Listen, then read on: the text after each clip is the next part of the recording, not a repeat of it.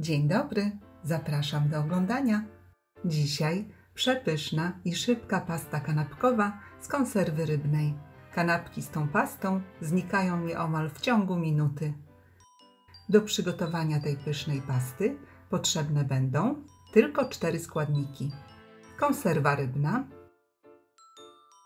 ogórki kiszone, cebula i majonez.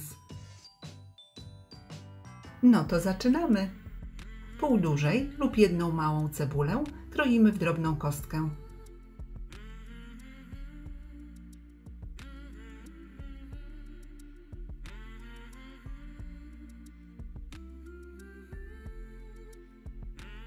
Następnie zawartość konserwy razem z sosem pomidorowym przekładamy do miski. Ryby dokładnie rozdrabniamy widelcem i mieszamy z sosem. I dodajemy drobno pokrojoną cebulę.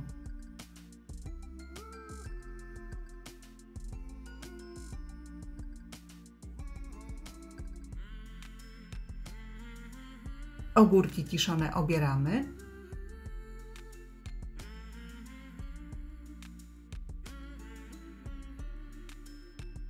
I kroimy również w drobną kostkę.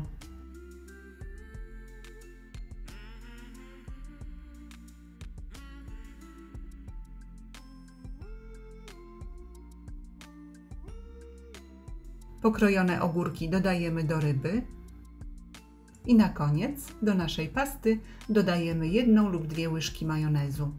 Wszystko razem dokładnie mieszamy.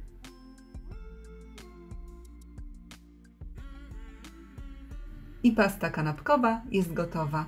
Można nakładać na pieczywo.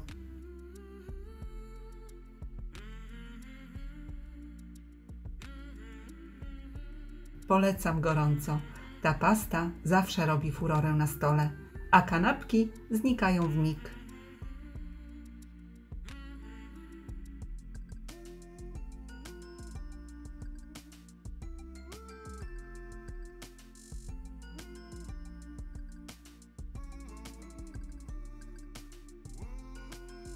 Serdecznie dziękuję za obejrzenie filmu i zapraszam do subskrypcji mojego kanału.